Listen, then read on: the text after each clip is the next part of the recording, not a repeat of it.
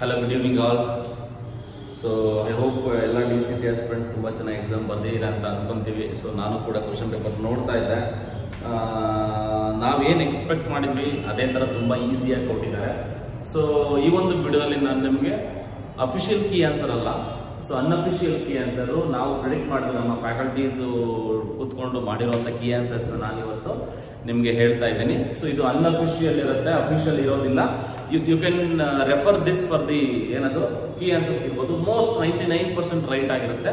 So ಏನೇನಾಗಿದೆ ಅಂತ ನೋಡ್ತಾವಲ್ಲ. ಸೊ ನನ್ನ ಪ್ರಕಾರ ಹೇಳೋದಾದ್ರೆ ಎಲ್ಲ ಕ್ವಶನ್ಸ್ ತುಂಬ ಈಸಿ ಇತ್ತು, ಎಲ್ಲ ಸಬ್ಜೆಕ್ಟ್ಸ್ ಕೂಡ ತುಂಬ ಈಸಿ ಇತ್ತು. ನಾವೇನು ಕ್ವಶನ್ಸ್ನ ಹೇಳಿದ್ವಿ ಅವೇ ಕ್ವಶನ್ಸ್ ಬಂದಿದ್ದಾವೆ. So definitely and key answers ನೋಡ್ತಾ ಹೋಗೋಣ.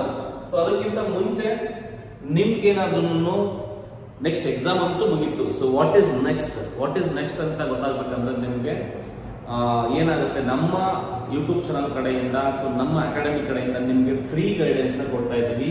ಸೊ ಅದ್ರಲ್ಲಿ ನಿಮ್ಗೆ ಆಪ್ಷನ್ ಎಂಟ್ರಿ ಇರ್ಬೋದು, ನಿಮಗೆ ಕಟ್ ಆಫ್ ಅನಾಲಿಸಿಸ್ ಇರ್ಬೋದು, ಅಂಡ್ ನಿಮ್ಮ ಕಾಲೇಜ್ ಸೆಲೆಕ್ಷನ್ನು, ಮತ್ತೆ ರೆಗ್ಯುಲರ್ ಆಗಿ KE ಅಪ್ಡೇಟ್ಸ್ ಏನಿರುತ್ತೆ ಎಲ್ಲಾನು ಕೂಡ ಕೊಡ್ತೀವಿ. So you just subscribe our channel Abhyasa Academy Karnataka ಅಂತ ಏನಿದೆ ಆ ಚಾನಲ್ಗೆ ಸಬ್ಸ್ಕ್ರೈಬ್ ಮಾಡಿ. ನೀವೇನು ವಾಚ್ ಮಾಡ್ತಾ ಇದ್ದೀರಾ, ತುಂಬ ಜನ ವಾಚ್ ಮಾಡ್ತೀರಾ, ಸಬ್ಸ್ಕ್ರೈಬ್ ಮಾಡಲ್ಲ. ಸೊ ನಿಮಗೆ ಡೈಲಿ ಅಪ್ಡೇಟ್ಸ್ ಕೊಡ್ಬೇಕಂದ್ರೆ ನೋಟಿಫಿಕೇಶನ್ ಆನ್ ಮಾಡ್ಕೊಳ್ಳಿ. ಸೊ ಅಂಡ್ ದೆನ್ ನಿಮಗೆ ಡೈಲಿ ಅಪ್ಡೇಟ್ಸು PDFs ಇರ್ಬೋದು, ನಿಮಗೆ ಕಟ್ ಆಫ್ ಯಾವ ಥರ ಏನ್ ಕತೆ ಎಲ್ಲ ಗೊತ್ತಾಗಬೇಕಂತಂದ್ರೆ ನಮ್ದೊಂದು ಟೆಲಿಗ್ರಾಮ್ ಚಾನಲ್ ಇದೆ. So DCT Info on Studies ಅಂತ. ಸೊ ಇದ್ರ ಡಿಸ್ಕ್ರಿಪ್ಷನ್ ಅಲ್ಲಿ ನಾನು ಲಿಂಕ್ ಹಾಕಿರ್ತೀನಿ. ಸೊ ಲಿಂಕ್ ಕ್ಲಿಕ್ ಮಾಡಿ ನೀವು ಜಾಯಿನ್ ಆಗ್ಬೋದು ಟೆಲಿಗ್ರಾಮ್. ಓಕೆನಾ? ಸೊ ದಟ್ ನಾವು ಹೋಗೋಣ. ಇವಾಗ ನಾನು ಡಿಸ್ಕಸ್ ಮಾಡ್ತಾ ಇರುವಂತಹ ಏನಂತಾರೆ ವರ್ಷನ್ ಬಂದ್ಬಿಟ್ಟು A3 ಕೋಡ್. ಓಕೆನಾ? ಸೊ A3 ವರ್ಷನ್ ಕೋಡ್ ಏನಿದೆ, ಸೊ ಅದ್ರದ್ದು ನಾನು ಇವತ್ತು ಡಿಸ್ಕಸ್ ಮಾಡ್ತಾ ಇದ್ದೀನಿ ಕೀ ಆನ್ಸರು. ನಿಮ್ಗೆ ಬೇರೆ ಬೇರೆ ವರ್ಷನ್ಸ್ ಏನಿರುತ್ತೆ, ಸೊ ಬೇರೆ ಬೇರೆ ವರ್ಷನ್, ಸೊ ಜಸ್ಟ್ ಕ್ವಶನ್ ಅನ್ನು ನೋಡ್ಕೊಂಡು ನೀವು ಆನ್ಸರ್ಸ್ ನ ನೀವು ರೆಫರ್ ಮಾಡ್ಕೋಬಹುದು. ಓಕೆನಾ? So this is the thing. So question ನೋಡ್ತಾ ಹೋಗೋಣ. ಸೊ ಮೊದಲನೇದಾಗಿ ಈ ಪೇಪರ್ ನಲ್ಲಿ ಫಸ್ಟ್ ಮ್ಯಾಥ್ಸ್ ಇದೆ. ಸೊ ಮ್ಯಾಥ್ಸ್ ಅಲ್ಲಿ ಕ್ವಶನ್ಸ್ ಗೆ ಆನ್ಸರ್ ಹೇಳ್ತಾ ಹೋಗೋಣ. ಸೊ ಅದರಲ್ಲಿ ಕ್ವಶನ್ ನಂಬರ್ 1 ಗೆ 99% ನಾವು ಹೇಳಿರೋದು ನಿಜ ಆಗಿರುತ್ತೆ. ಸೊ ಕ್ವಶನ್ ನಂಬರ್ 1 ಗೆ ಆಪ್ಷನ್ 3 ಕರೆಕ್ಟ್ ಆಗಿರುತ್ತೆ. So this is correct. So this is the answer. And question number 2 ಗೆ ಬಂದ್ಬಿಟ್ಟು ಆಪ್ಷನ್ A ಇದೆ. ಸೊ ಕ್ವಶನ್ ನಂಬರ್ 2 ಗೆ option A is correct. Clear? So and then for question number 3 A ಕೊಟ್ಟಿದ್ದಾನೆ, A inverse ಕೇಳಿದ್ದಾನೆ. So ಇದಕ್ಕೆ second option 2 correct ಆಗುತ್ತೆ. ಓಕೆನಾ? So ಇದು ತುಂಬಾ ಈಸಿ ಇದೆ, ನೀವು ಮಾಡ್ಕೋಬಹುದು. ಅಂಡ್ ಕ್ವಶನ್ ನಂಬರ್ 4 ಏನಿದೆ, ಈಕ್ವೇಶನ್ ಸೈಮಲ್ಟೇನಿಯಸ್ ಈಕ್ವೇಶನ್ ಕೊಟ್ಟಿದ್ದಾರೆ. ಸೊ ಇದಕ್ಕೆ ಆನ್ಸರ್ ಬಂದ್ಬಿಟ್ಟು ನಿಮಗೆ ಆಪ್ಷನ್ 2 ಆಗುತ್ತೆ. Option 2 is the correct answer. ನೀವು ಜಸ್ಟ್ ವೆರಿಫೈ ಮಾಡ್ಕೋಬಹುದು ಅಷ್ಟೇ. 1 ಮತ್ತೆ 2 ಸಬ್ಟ್ರಾಕ್ಟ್ ಮಾಡಿದ್ರೆ ಸ್ಯಾಟಿಸ್ಫೈ ಆಗುತ್ತೆ. ಆಪ್ಷನ್ 2 ಕರೆಕ್ಟ್ ಆಗುತ್ತೆ. ಸೊ ಕ್ಲಿಯರ್ ಆಯ್ತಲ್ವಾ? ನೆಕ್ಸ್ಟ್ ಕ್ವಶನ್ ನಂಬರ್ 5 ಗೆ ಬಂದ್ಬಿಟ್ಟು if the straight line is ಏನೋ ಕೊಟ್ಟಿದ್ದಾನೆ, y ಇಂಟರ್ಸೆಪ್ಟ್ ಎಲ್ಲ ಕೊಟ್ಟಿದ್ದಾನೆ. ಸೊ ಇದಕ್ಕೆ ಆನ್ಸರ್ ಬಂದ್ಬಿಟ್ಟು y ಇಂಟರ್ಸೆಪ್ಟ್ ಕೇಳಿದ್ದಾನೆ. ಈಕ್ವೇಶನ್ ಕೊಟ್ಬಿಟ್ಟು y ಇಂಟರ್ಸೆಪ್ಟ್ ಕೇಳಿದ್ದಾನೆ. ಫಾರ್ಮುಲಾ ನಿಮಗೆ ಬರ್ತಿದೆ, ಅದನ್ನ ಅಪ್ಲೈ ಮಾಡಿದ್ರೆ ನಿಮಗೆ ಆನ್ಸರ್ ಏನ್ ಬರುತ್ತೆ ಅಂದ್ರೆ 2 ಆನ್ಸರ್ ಬರುತ್ತೆ. ಸೊ ಕ್ಲಿಯರ್ ಅಲ್ವಾ? And the acute angle of inclination of the line 3x minus 3y minus 2 is equal to 0 with positive x axis ಅಂತ ಕೊಟ್ಟಿದ್ದಾನೆ. ಸೊ ಇದಕ್ಕೆ ಆನ್ಸರ್ ಬಂದ್ಬಿಟ್ಟು 45 ಡಿಗ್ರಿ ಆಗುತ್ತೆ. ಸೊ ಇದು ಡೀಟೇಲ್ಡ್ ಡಿಸ್ಕಷನ್ಸ್ ನಾನು ನಾಳೆ ಮಾಡ್ತೀನಿ. ಸೊ ಪ್ರತಿಯೊಂದು ಹೇಗೆ ಬಂತು, ಹೆಂಗೆ ಬಂತು, ಯಾವ ತರ ಕಂಪ್ಲೀಟ್ ಆಗಿ ನಿಮ್ಮ ಡೌಟ್ಸ್ ನೆಲ್ಲ ಸಾಲ್ವ್ ಮಾಡ್ಕೊಂಡು ಹೋಗೋಣ. ಓಕೆನಾ? ಟೈಮ್ ಬೇಜಾನಿದೆ. ಸೊ ಇದಕ್ಕೆ 45 ಡಿಗ್ರಿ ಆನ್ಸರ್ ಆಗುತ್ತೆ. And the slope of A straight line passing through the points 1, 2, 5, -3 ಗೆ ಬಂದ್ಬಿಟ್ಟು ನಿಮಗೆ ಎಷ್ಟು ಕ್ವಶನ್ ಅಪ್ಪ ಇದು 7th ಕ್ವಶನ್ ಅಲ್ವಾ? 7th ಕ್ವಶನ್ ಗೆ ಆಪ್ಷನ್ 4 ಆಗುತ್ತೆ. 7th ಕ್ವಶನ್ ಗೆ ಆಪ್ಷನ್ 4 -5/4 ಡೈರೆಕ್ಟ್ ಫಾರ್ಮುಲಾ ಇದೆ. y2 - y1 / x2 - x1 ಅಂತ. You can apply this formula and get the answer. If the slope of a straight line is -3/2 and x intercept is 5/2, then the equation of the line ಕೇಳಿದಾನೆ.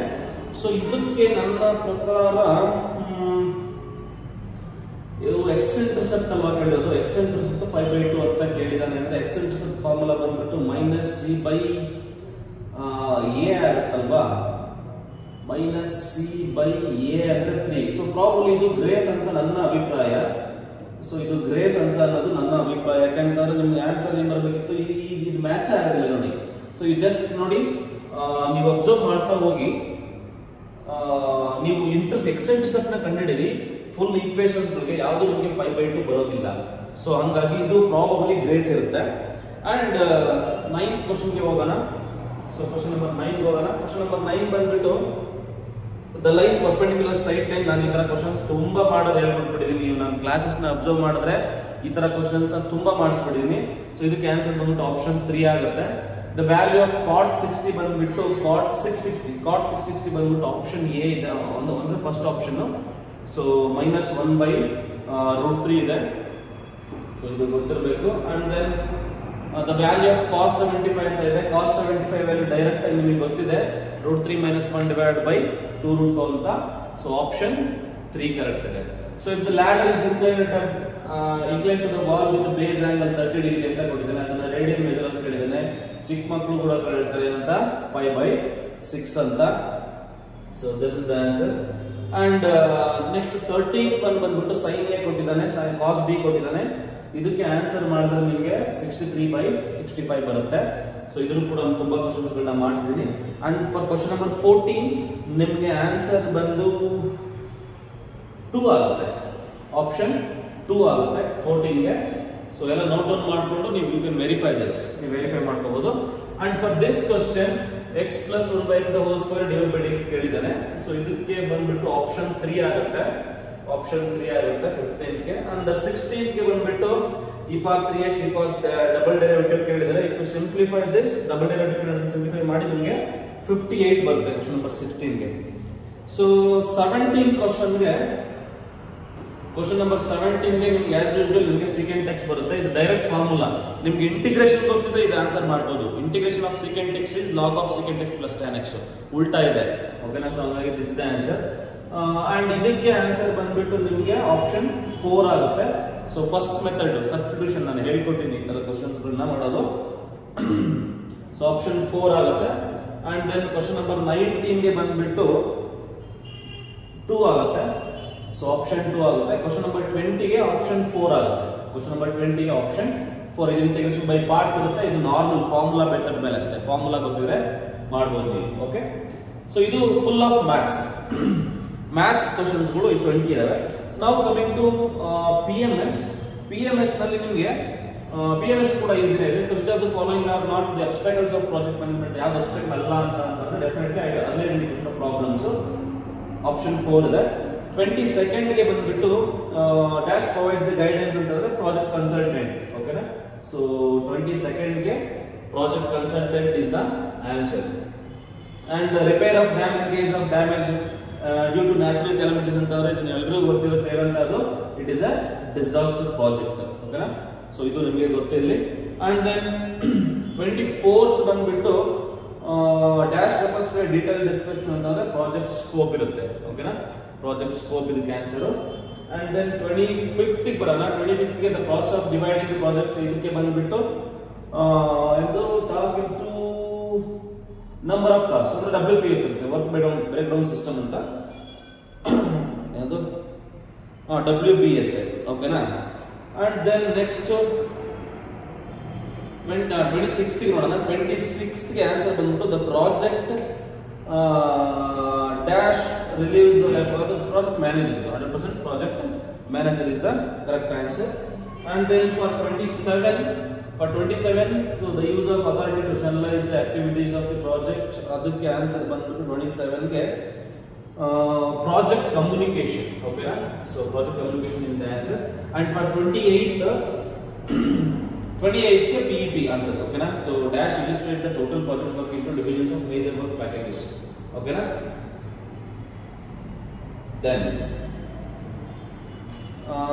then 29th ಗೆ time over run is the correct answer.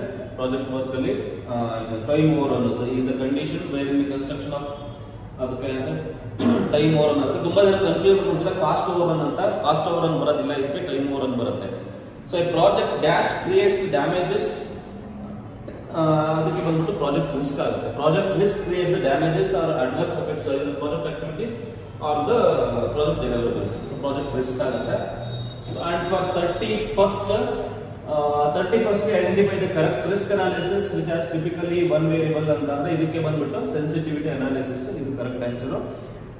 32 risk usually, so obviously risk usually dash as the project progresses. Project progresses ಗೆ decrease ಮಾಡುತ್ತಲ್ವಾ, so ಅಂದ್ರೆ reduces. Okay, so this is the one. In SMART, the letter R stands for the letter R stands for realistic. ಓಕೆನಾ, so ಅದು ಗೊತ್ತಿಲ್ಲ. And 34th question ಗೆ project evaluation is the correct answer. Step by step process of collecting, recording and organization of information about the project is project evaluation.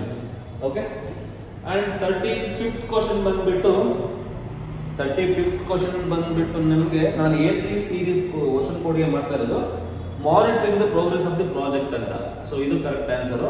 In scheduling EST stands for ಅಂತಂದ್ರೆ EST ಅಂತಂದ್ರೆ ನಿಮಗೆ ಗೊತ್ತಿದೆ, earliest start time ಅಂತ, ಇದು ನಿಮಗೆ ಗೊತ್ತಿದೆ. And then 37th question ಬಂದ್ಬಿಟ್ಟು project auditor ಆಗುತ್ತೆ. ಪ್ರಾಜೆಕ್ಟ್ ಆಡಿಟರ್ ನಿಮಗೆ ಜಸ್ಟ್ ಆನ್ಸರ್ ಇದ್ರ ಬಗ್ಗೆ ಡಿಸ್ಕಸ್ ಮಾಡ್ತೀವಿ ಮತ್ತೆ ನಾಳೆ ಒಂದು ವಿಡಿಯೋ, ಪ್ರತಿಯೊಂದು ಇದ್ರೂ ವಿಡಿಯೋ ಡಿಸ್ಕಸ್ ಮಾಡೋಣ. 38ಗೆ ಬಂದ್ಬಿಟ್ಟು ನಿಮಗೆ ಮೋಸ್ಟ್ ಲೈಕ್ಲಿ ಟೈಮ್ ಅಂತ. ಸೊ ಇದು ಕ್ವಶನ್ ನೋಡ್ಕೊಳ್ಳಿ ಒಂದ್ಸರಿ.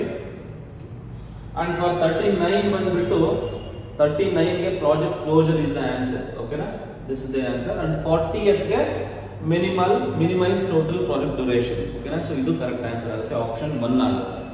ಸೊ ಕ್ಲಿಯರ್ ಆಯ್ತಲ್ವಾ? ಇಷ್ಟು 40 ಕ್ವಶನ್ ಆಯ್ತು.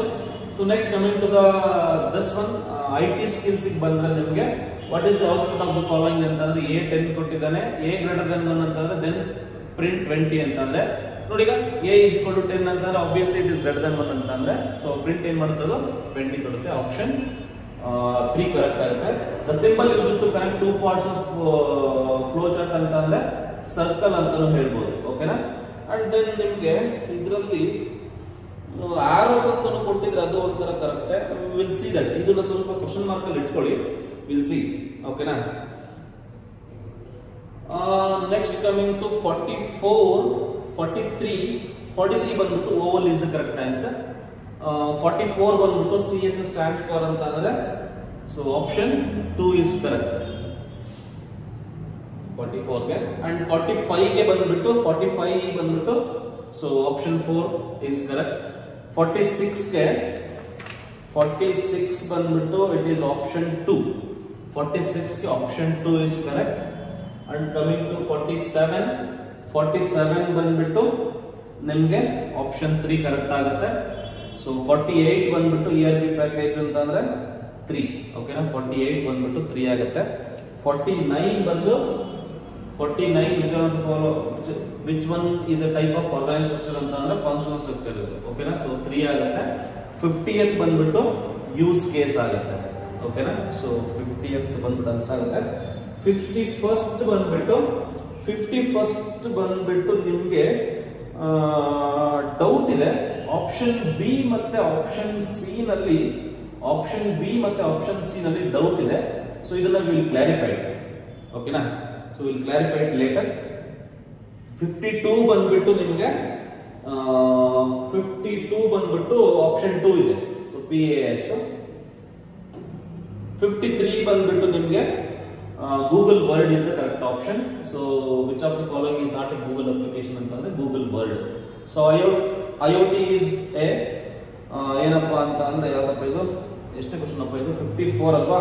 54ಗೆ option 4 is correct. Option 4 is correct. Then 55ಗೆ for the question number 55 option 2 is correct. And question number 56 and for question number 56 IoT is correct. Option 4 is correct. And then question number 57 option 3 correct ಆಗುತ್ತೆ. 57 option 3 ಆಗುತ್ತೆ. 58 ಗೆ ನಿಮಗೆ 2 correct ಆಗುತ್ತೆ. 59 ಗೆ option ಇದು option 1 ಮತ್ತೆ option 4 ಅಲ್ಲಿ doubt ಇದೆ. ಆಪ್ಷನ್ 1 ಮತ್ತೆ ಆಪ್ಷನ್ 4 ಅಲ್ಲಿ ವಿಲ್ ಸಿ ದಟ್. ಓಕೆನಾ, ಇದನ್ನ ನಾವು ಕ್ಲಾರಿಫೈ ಮಾಡ್ತೀನಿ ಆಮೇಲೆ. So this is one thing. And question number 60 ಗೆ ಬಂದ್ಬಿಟ್ಟು ಆಪ್ಷನ್ ಎ ಇದೆ, ಸಾರಿ ಆಪ್ಷನ್ 3. ಕ್ವಶನ್ ನಂಬರ್ 60 ಗೆ ಆಪ್ಷನ್ 3 ಇಸ್ ಕರೆಕ್ಟ್. ಸೊ ಇದು ಬಂದ್ಬಿಟ್ಟು ನಿಮಗೆ ಯಾವ್ದಪ್ಪ ಇದು ಸ್ಟ್ಯಾಟಿಸ್ಟಿಕ್ಸ್ ಆಗುತ್ತೆ. ಸ್ಟ್ಯಾಟಿಸ್ಟಿಕ್ಸ್ ಅಲ್ಲಿ ನಿಮಗೆ ಯಾವ ಕ್ವಶನ್ ಅಪ್ಪ ಇದು? 61st ಅಲ್ವಾ? 61st ಅಲ್ಲಿ ನಿಮಗೆ ಅನ್ಲಿಮಿಟೆಡ್ ನಂಬರ್ ಆಫ್ ಕ್ವಶನ್ಸ್ ಇರೋದು. It is not essential for good question ಅಂತ. So both categorial and numerical data variables can be used for ಅಂತಂದ್ರೆ so obviously frequency distribution table. Okay, ಇದಾಗುತ್ತೆ.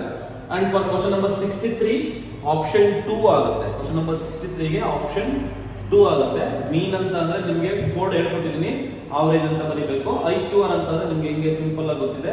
So C ಗೆ 2 ಬರಬೇಕು, I mean C ಗೆ 1 ಬರಬೇಕು ಅಂತ ಇದೆ. ಸೊ ಅಂದ್ರೆ ಆಪ್ಷನ್ 2 ಆಗುತ್ತೆ. So dash type of chart is used to show the relationship between numerical and categorical ಅಂತಂದ್ರೆ ಆಬ್ವಿಯಸ್ಲಿ ಬಾರ್ ಗ್ರಾಫ್. ಓಕೆನಾ, ಬಾರ್ ಗ್ರಾಫ್ ನಾವು ಇಲ್ಲಿ ಯೂಸ್ ಮಾಡ್ತೀವಿ.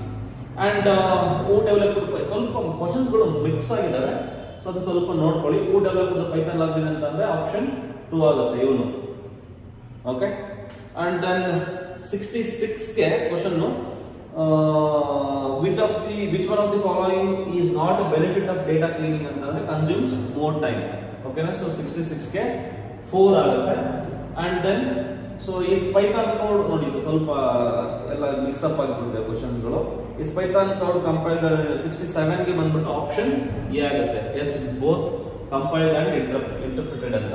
So which one of the following is not a type of interview ಅಂತಂದ್ರೆ so obviously it is audio recorder. Audio recorder ಅಂದ್ರೆ it is not a type of what ಏನಂತ ಹೇಳ್ತಾರೆ, interview ಅಲ್ಲ ಅಂತ. Unstructured ಕೂಡ ಇರುತ್ತೆ, ಸೆಮಿ ಸ್ಟ್ರಕ್ಚರ್ಡ್ ಅಂಡ್ ಸ್ಟ್ರಕ್ಚರ್ಡ್ ಎಲ್ಲೂ ಕೂಡ ಎಲ್ಲ ಟೈಪ್ಸ್ ಆಗುತ್ತೆ. ಓಕೆ, ಅಂಡ್ ಫಾರ್ 69 ಕ್ವಶನ್ ಒಂದು ಫ್ರೀಕ್ವೆನ್ಸಿ ಡಿಸ್ಟ್ರಿಬ್ಯೂಷನ್ ಕೊಟ್ಟಿದ್ದಾನೆ. So the number of athletes who completed the race less than 14.6 ಅಂದ್ರೆ 14.6 ಅಂತಂದ್ರೆ ಇಲ್ಲಿ ಇದರಿಂದ ಹಿಂದೆಗಡೆ ಅಂತಂದ್ರೆ ಇಷ್ಟನ್ನು ಕೂಡಬೇಕು. ಇಷ್ಟನ್ನ ಕೂಡಿದ್ರೆ ಆನ್ಸರ್ ನಿಮಗೆ ಆಪ್ಷನ್ 295 ಬರುತ್ತೆ. Okay, so and the higher value of the range represents ಅಂತಂದ್ರೆ greater spread of the data ಅಂತ. ಸೊ greater range ಜಾಸ್ತಿ ಬಂದಿದೆ ಅಂತಂದ್ರೆ ಜಾಸ್ತಿ ಕಡೆ ಸ್ಪ್ರೆಡ್ ಆಗಿದೆ ಡೇಟಾ ಅಂತ ಅಷ್ಟೇ. ಓಕೆ, ಸೊ ಆಪ್ಷನ್ ಎ ಆಗುತ್ತೆ. And the middle number of the given data set ಅಂತ ಕರಿತೀವಿ, ಇದನ್ನ ಆಬ್ವಿಯಸ್ಲಿ ಮೀಡಿಯನ್ ಅಂತ ಕರಿತೀವಿ. 71 ಗೆ 4 ಆಗುತ್ತೆ. ಅಂಡ್ 72 ಗೆ dash in example of qualitative data ಅಂತಂದ್ರೆ ಕ್ವಾಲಿಟೇಟಿವ್ ಡೇಟಾ ಅಂತಂದ್ರೆ ಇಲ್ಲಿ ability of the students can be represented number ಇಂದ represent ಮಾಡಲ್ಲ. So direct personal observation is the method of collection of what? Direct personal observation ಅಂತಂದ್ರೆ direct ಆಗಿ ನೋಡ್ತಾ ಇರೋದು, personal observation ಮಾಡ್ತಾ ಇರೋದನ್ನೇ ಅಂತ ಕರಿತೀವಿ. Obviously it is a primary data. Okay, see the inbuilt function to find the mean ನಾನು ಮುಂಚೆನೇ ಹೇಳಿದ್ದೆ, ತುಂಬಾ ಲಾಸ್ಟ್ ಕ್ಲಾಸ್ ಅಲ್ಲಿ ಹೇಳ್ಕೊಟ್ಟಿದ್ದೆ. ಮೀನು, ಮೀಡಿಯನ್, ಮೋಡು, ಕ್ವಾರ್ಟೈಲ್ಸ್ ಗೆ ನಾನು ಎಕ್ಸೆಲ್ ಫಾರ್ಮುಲಾಸ್ ಗಳನ್ನ ಎಲ್ಲ ಹೇಳ್ಕೊಟ್ಟಿದ್ದೆ. ಇದಕ್ಕೆ ಆಬ್ವಿಯಸ್ಲಿ ನಿಮಗೆ ಗೊತ್ತಿರುತ್ತೆ ಏನಕ್ಕೆ ಮೀನ್ ಅಂತಂದ್ರೆ ಏನು, ಈಕ್ವಲ್ಸ್ ಆವರೇಜ್ ಅಂತ ಹೊಡಿಬೇಕು, ಆವರೇಜ್ ಆಫ್ ಅರೇ ಅಂತ ಹೊಡಿಬೇಕು. So that is the one. And the formula for relative frequency ಅಂತ, ರಿಲೇಟಿವ್ ಫ್ರೀಕ್ವೆನ್ಸಿ ಫಾರ್ಮುಲಾ ಅಂತ ಅಂದ್ರೆ ರಿಲೇಟಿವ್ ಫ್ರೀಕ್ವೆನ್ಸಿ ಅಂತಂದ್ರೆ frequency divided by number of observation, option 3 ಆಗುತ್ತೆ. ಆಕ್ಚುಲಿ ಹಿಂಗೆ ಕೊಡ್ಬೋದು ಅವನು. ರಿಲೇಟಿವ್ ಫ್ರೀಕ್ವೆನ್ಸಿ ಅಂತಂದ್ರೆ ಫ್ರೀಕ್ವೆನ್ಸಿ ಡಿವೈಡೆಡ್ ಬೈ ಟೋಟಲ್ ಅಂತ ಕೊಡ್ಬೇಕು ಅವನು. ಸೊ ಇಲ್ಲಿ ತೊಂದರೆ ಇಲ್ಲ, ಆಪ್ಷನ್ 3 ಆಗುತ್ತೆ. ಅಂಡ್ ಕ್ವಶನ್ ನಂಬರ್ 76 ಗೆ in Python str is a type of what? So ಇದೆಂತ type in Python? str is a sequence type. ಓಕೆನಾ, ಸೊ ಅದು ನಿಮಗೆ ಗೊತ್ತಿರುತ್ತೆ. And then the results of Python program gets displayed in, so ಇದಕ್ಕೆ ಬಂದ್ಬಿಟ್ಟು option 3 ಆಗುತ್ತೆ. Option 3 correct ಆಗುತ್ತೆ. The process of data cleaning ಅಂತ ಅಂದ್ರೆ the process of data cleaning is what ಅಂದ್ರೆ ಹಂಗಂದ್ರೆ ಏನು ಅಂತ ಕೇಳ್ತಿದ್ದಾನೆ. ಸೊ ರಿಮೂವಿಂಗ್ ವೈರಸ್ ಅಂತನಾ? ರಿಮೂವಿಂಗ್ ವೈರಸ್ ಅಂತ ಅಲ್ಲ. ಸೊ ಇದು ಕೂಡ ಆಗಲ್ಲ, ಇದು ಕೂಡ ಆಗಲ್ಲ, ಇದು ಕೂಡ ಆಗಲ್ಲ. ಸೊ ಹಾಗಾಗಿ ಡಿಡುಪ್ಲಿಕೇಶನ್ ಅಂತ. So option 2 is correct. 78 ಗೆ option 2 is correct. Okay, so data collected for the first time ಅಂತ ಅಂದ್ರೆ ಆಬ್ವಿಯಸ್ಲಿ ಗೊತ್ತಿದೆ ಫಸ್ಟ್ ಟೈಮ್ ಅಂತಂದ್ರೆ ಏನು, ಪ್ರೈಮರಿ ಡೇಟಾ ಅಂತ. The Excel formula for standard deviation of the sample space, ಇದೊಂದು ಹೇಳ್ಕೊಡ್ಬೇಕಿತ್ತು ನಾನು, ನೀವು ಯಾವ್ದು ಗೊತ್ತಿರುತ್ತೆ. ಸ್ಟ್ಯಾಂಡರ್ಡ್ ಡಿವಿಯೇಷನ್ ಅಂತಂದ್ರೆ ಸ್ಟ್ಯಾಂಡರ್ಡ್ ಇವಿ ಡಾಟ್ ಎಸ್ ಅಂತ, ಸ್ಟ್ಯಾಂಡರ್ಡ್ ಇವಿ ಡಾಟ್ ಎಸ್ ಅಂತ. ಆಪ್ಷನ್ 3 ಕರೆಕ್ಟ್ ಆಗುತ್ತೆ. CPR ಸ್ಟ್ಯಾಂಡ್ಸ್ ಫಾರ್, ಇನ್ನು ಮುಂದೆ ನಿಮ್ಗೆಲ್ಲ F3 ಸ್ಟಾರ್ಟ್ ಆಗುತ್ತೆ. CPR ಸ್ಟ್ಯಾಂಡ್ಸ್ ಫಾರ್ ಅಂತಂದ್ರೆ ಆಪ್ಷನ್ 3 ಆಗುತ್ತೆ. ಸೊ ಕಾರ್ಡಿಯೋಪಲ್ಮನರಿ, ಸೊ ಅದಾಗುತ್ತೆ. ಅಂಡ್ 82 ಗೆ ಬಂದ್ಬಿಟ್ಟು ಕ್ವಶನ್ ನಂಬರ್ 82 ಗೆ ಆಪ್ಷನ್ ಬಿ ಆಗುತ್ತೆ. ಕ್ವಶನ್ ನಂಬರ್ 82 ಗೆ option B. And then question number 83 ಗೆ ವೀಲ್. ಓಕೆನಾ, ಸೊ ಆಪ್ಷನ್ 3 ಆಗುತ್ತೆ. ಸೊ ಓಮ್ಸ್ ಲಾ ಕೇಳಿದ ನಾನು. 84 ಗೆ ಕ್ವಶನ್ ನಂಬರ್ 84 ಗೆ 3 ಆಗುತ್ತೆ. ಸೊ ELCB ಅಂತಂದ್ರೆ ಆರ್ಸ್ಪೈಕೇಸ್ ಸರ್ಕ್ಯೂಟ್ ಬ್ರೇಕರ್ ಅಂತ. ಸೊ ಕ್ವಶನ್ ನಂಬರ್ 85 ನೋಡೋಣ. ಕ್ವಶನ್ ನಂಬರ್ 85 ಗೆ ಆಪ್ಷನ್ ಎ ಆಗುತ್ತೆ. Question number 85 is option A. And question number 86 is 3-phase induction motor idu. So option 2 ಆಗುತ್ತೆ 86 ಗೆ. Question number 86 option 2 is correct. Question number 87 question number 87 ಗೆ ಬಂದ್ಬಿಟ್ಟು option 3 ಆಗುತ್ತೆ. Question number 87 is option 3 and question number 88 is pressure. Okay, so option 3 ಆಗುತ್ತೆ ಇದಕ್ಕೂ ಕೂಡ. And then so APN junction diode is a question number 89 ಗೆ option 2 ಆಗುತ್ತೆ. So one direction option 2. Okay, so question number 90 ಬಂದ್ಬಿಟ್ಟು 2 ಆಗುತ್ತೆ, option 2 ಆಗುತ್ತೆ question number 90 ಗೆ. So note down ಮಾಡ್ಕೊಳ್ಳಿ ಅಷ್ಟೇ. ಸೊ ಕ್ವಶನ್ ನಂಬರ್ 91 ಗೆ ಸೆಕೆಂಡರಿ ಸೆಲ್ ಆಗುತ್ತೆ, ಸೆಕೆಂಡರಿ ಸೆಲ್ ಆಪ್ಷನ್ 1 ಆಗುತ್ತೆ. ಕ್ವಶನ್ ನಂಬರ್ 92 ಗೆ ಟೈಮ್ ಪೀರಿಯಡ್, ಕ್ವಶನ್ ನಂಬರ್ 92 ಗೆ ಟೈಮ್ ಪೀರಿಯಡ್ ಆಗುತ್ತೆ. ಅಂಡ್ ಕ್ವಶನ್ ನಂಬರ್ 93 ಬಂದ್ಬಿಟ್ಟು 3 ಆಗುತ್ತೆ. ಓಕೆ, ಕ್ವಶನ್ ನಂಬರ್ 93 ಆಪ್ಷನ್ 3 ಆಗುತ್ತೆ. Question number 94 option 3, this also option 3 ಆಗುತ್ತೆ. ಅಂಡ್ ಕ್ವಶನ್ ನಂಬರ್ 95 ಬಂದ್ಬಿಟ್ಟು ಇದು ಆಲ್ಸೋ ಆಪ್ಷನ್ 2 ಆಗುತ್ತೆ. ಕ್ವಶನ್ ನಂಬರ್ 96 ಗೆ ಸಿ ಆಗುತ್ತೆ, ಐ ಮೀನ್ ಆಪ್ಷನ್ 3 ಆಗುತ್ತೆ. ಕ್ವಶನ್ ನಂಬರ್ 96 ಗೆ option 3. And then question number 97 ಗೆ option D is the correct answer.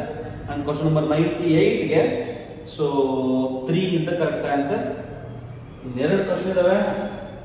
Question number 99 ಗೆ ಆಪ್ಷನ್ 3 ಆಗುತ್ತೆ. ಕ್ವಶನ್ ನಂಬರ್ 100 ಗೆ ಬಂದ್ಬಿಟ್ಟು 2 ಆಗುತ್ತೆ. ಸೊ ಇಷ್ಟು ನಿಮ್ಮ key answers. Most of the key answers correct ಆಗಿರುತ್ತೆ. ಸೊ 1 or 2 ಕ್ವಶನ್ಸ್ ವೇರಿಯೇಷನ್ ಆದ್ರೂ ಏನು ಸಮಸ್ಯೆ ಇಲ್ಲ. ನಿಮ್ಗೆ ಅಫಿಷಿಯಲ್ ಆಗಿ ಕೀ ಆನ್ಸರ್ ಬಿಡ್ತಾರೆ.